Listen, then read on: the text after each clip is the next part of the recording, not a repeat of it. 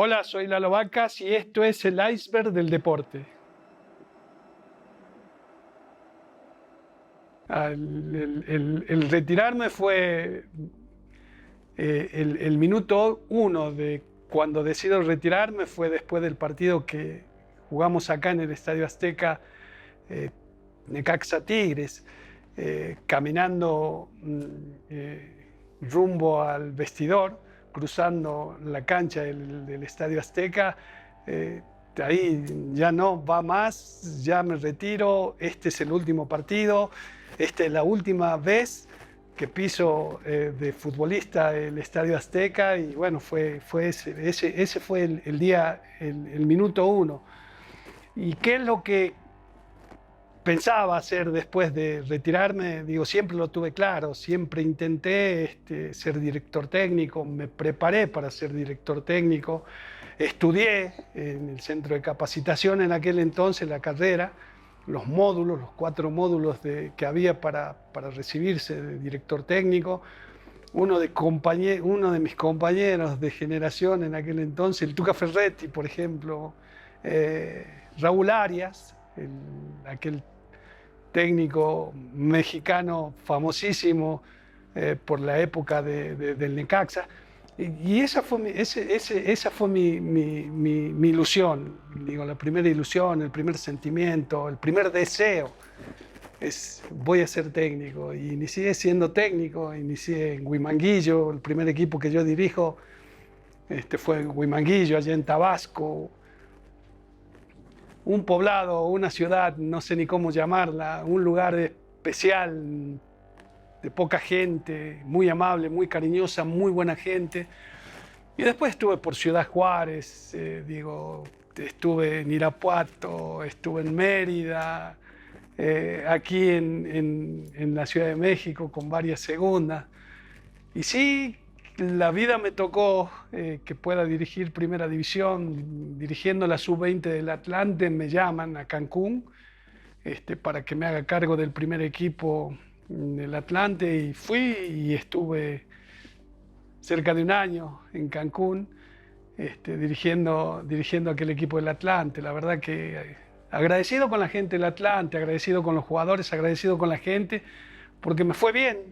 Digo, me fue bien porque sacamos buenos resultados, porque realmente el equipo jugaba bien. Y jugaba bien porque tenía buenos jugadores. El Atlante se caracterizó siempre por tener buenos jugadores. Uno de los jugadores míos, que yo dirigí, perdón, en aquel entonces, el Hobbit, Bermúdez, Moy Muñoz, por nombrar algunos. Johan Fano, por ejemplo, en algún momento un jugador peruano, un centro delantero, que por temporada te hacía 11, 12 goles, que era campeón goleador, y que realmente esos 11 o 12 goles le permitían al equipo sumar 6 o 7 puntos que ayudaban muchísimo para una posible calificación. Y durante 10, 12 años acaricié esa carrera de director técnico, digo, con mucho cariño, con mucha pasión, con mucho entusiasmo, preparado, sabiendo qué es lo que quería, cómo quería y hacia dónde quería llegar dirigiendo un equipo de fútbol. Pero bueno, de repente ocurren cosas dentro de ese contexto que no te deja bien, que no te deja tranquilo, que te va relegando, te vas haciendo a un lado, hasta que decides, pues bueno, hasta que haya una oportunidad realmente que valga la pena, volveré a tomar un equipo de fútbol. Mientras tanto, esperaré si me llega la oportunidad o no, y si me llega, qué bien, y si no me llega, por supuesto, voy a seguir siendo el mismo. Digo, a lo mejor con ese pequeño detalle de no haber podido triunfar como técnico en algún equipo profesional. Digo, hubo una reunión, digo, no voy a dar detalles de esa reunión, porque pues, las reuniones, digo, son privadas.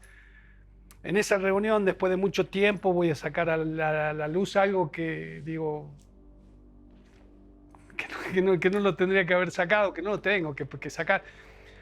Digo, que Fano se tenía que ir del Atlante, porque pues, el Atlante había contratado un centro delantero nuevo y yo tenía que decirle a Fano que ya no se quede más. Yo nunca estuve de acuerdo de que a tu campeón goleador les tenga que decir que no tiene cabida en tu equipo. O sea, es una cosa ilógica, que es una cosa que no cuadra, es una cosa que no está bien. Y me parecía que no estaba bien, entonces decidí dar un paso al costado por esa decisión. Aparte acá, digo, aparte se trataba de Fano, no, digo, no se trata de un jugador común y cualquiera. Yo había vivido una situación muy especial con Fano cuando yo estuve en Cancún. Muere mi papá, un partido que Atlante le termina ganando al equipo de Pachuca 3-1. En el entretiempo un dirigente me topa en la entrada del vestidor y me dice: acaba de morir tu papá, se me cae el mundo. Digo, ¿cómo puede? Sé que me ocurra algo de eso en este momento, porque digo, uno sabe que los papás llega un momento en que se van a ir, pero yo no esperaba que fuese en ese momento. Una desesperación terrible, entro al entretiempo, trato de superar ese golpazo, lo supero con muy poco porque las lágrimas me brotaban. Yo tenía que ajustar situaciones de un partido de fútbol, la hice pensando más que nada en lo que me estaba pasando y en lo que estaba viviendo mi familia y mi mamá en Argentina, que a lo mejor yo en resolver un problema deportivo de medio tiempo. Afortunadamente terminamos ganando ese partido, me fui al hotel, no pude conseguir viaje a Argentina porque me tenía que ir a Miami. Yo a Miami no podía entrar porque tenía la visa vencida. Necesitaba esperar un día más para poder irme a mi país. Un día más representaba de que yo ya no podía despedirme de mi papá, o sea, ya mi papá no iba a estar físicamente. Entonces decido quedarme, me encierro en un cuarto de hotel, estábamos con mi señora, creo que me pasé 3 días encerrado en un cuarto de hotel, ahí en Cancún, y varios de los jugadores de aquel entonces del Atlante estuvieron conmigo, me acompañaron, pero hay uno que se quedó conmigo las 3 noches o los 3 días que yo estuve ahí en ese cuarto encerrado. Lógicamente que no estaba conmigo, estaba parado en la puerta de mi habitación. Era Johan Fano. Y yo no soy amigo de Johan Fano. Fui un muy buen compañero de trabajo de Johan Fano y estoy agradecido con Johan Fano por lo que hizo por mí en aquel entonces. Entonces yo no podía permitirme el lujo de decir: Johan, ya no te quiero, te tienes que ir. Preferí yo dar un paso al costado y decir: bueno, hasta otra oportunidad. Y esa fue una de las grandes razones por la cual yo dejé de dirigir en el fútbol mexicano. Me hice a un lado en un momento que no me tendría que haber hecho a un lado. Lo hice por cariño, por agradecimiento, por lo que ustedes quieran. Pero digo, hoy me siento feliz, hoy me siento contento porque tomé una de las grandes, muy buenas decisiones de mi vida, aunque me esté costando en estos momentos no estar dirigiendo. Yo llego a México el 3 de agosto de 1980, ¿no? Hoy, casi 40 y tantos años después, mucha gente me pregunta por qué todavía conservo mi nacionalidad argentina. Estando en México, en mi mejor época de futbolista, pude haber optado por hacerme ciudadano mexicano, por obtener la carta de naturalización mexicana. Era muy común porque tú tenías la carta de naturalización mexicana y podías tener posibilidad de jugar en la selección nacional mexicana. No era mi idea, no era mi intención. Yo soy extranjero, no quería ocupar un lugar que merece estar ocupado por un jugador mexicano. Yo como natural, con carta de naturalización, no me parecía justo y por eso nunca quise. Y pasaron los años, yo llegué con 2 hijos argentinos aquí a la Ciudad de México. Me nació el tercero en el terremoto del 85. Mexicano, mis hijos formaron familia y se casaron aquí en México. Mis nietas, mis nietos, todos mexicanos.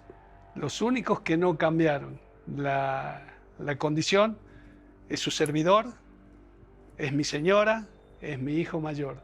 Después, todo lo demás, miembros de mi familia directa, de la familia Vacas, todos son mexicanos. ¿Por qué? No lo sé. La verdad que no lo sé. Digo, no me nació en aquel momento, menos ahora que estoy tan viejito, ya que estoy en esta etapa de mi vida, de disfrutar, de ser feliz. Al fin y al cabo, digo, sigo siendo mitad argentino y mitad mexicano. Gracias por ser y por recibirme aquí en este país desde el 80 hasta la fecha y que todavía me siguen soportando. Cuando yo llego a México, en el 3 de agosto del 80, firmé contrato por 2 años con el Club América. Y esos 2 años se fueron haciendo y se fueron renovando y se fueron renovando. Cuando yo llego a México, aquel 3 de agosto del 80, la idea principal con mi esposa era, terminan esos 2 años y me regreso de nuevo a Argentina. No pude, porque renové por 2 años más. Y así fui renovando hasta el final de mi carrera. En el final de mi carrera futbolística, activa, decido regresarme a Argentina. Y me voy a Argentina 3 años. Llevo a mi familia, dejo mi propiedad rentada aquí en la Ciudad de México y me voy a mi país. Me voy a Argentina 3 años. Allá estuve 3 años con la intención de dirigir algún equipo. Dirigí Atlético Tucumán. Dirigí Atlético Tucumán en el Nacional B. Ahí estuve dirigiendo 2 años y medio. Pero bueno, estando allá ya con mis hijos grandes de 15 años, 16 el más grande, de 11 el del medio y el más chico que ya estaba con nosotros de 6, 7 años, ellos nunca se pudieron acostumbrar a la vida en Argentina. Yo me fui a mi ciudad de origen, San Miguel de Tucumán, una ciudad chiquita, una ciudad donde todo el mundo se conoce. Mis hijos nunca se pudieron acostumbrar. Entonces me regresé a los 3 o 4 años, me vine solo, intenté solo, aquí estoy, aquí se me abrieron de nuevo las puertas del fútbol. Al poquito tiempo regresaron mis señoras y mis hijos y bueno, vivimos felices todavía aquí en la Ciudad de México. Yo soy Lalo Vacas y esto fue el iceberg del deporte. No te pierdas una historia más como esta toda la semana. Por acá pasó Hussein Forzán, Raúl Sarmiento y pasarán muchos más. Por acá te esperamos.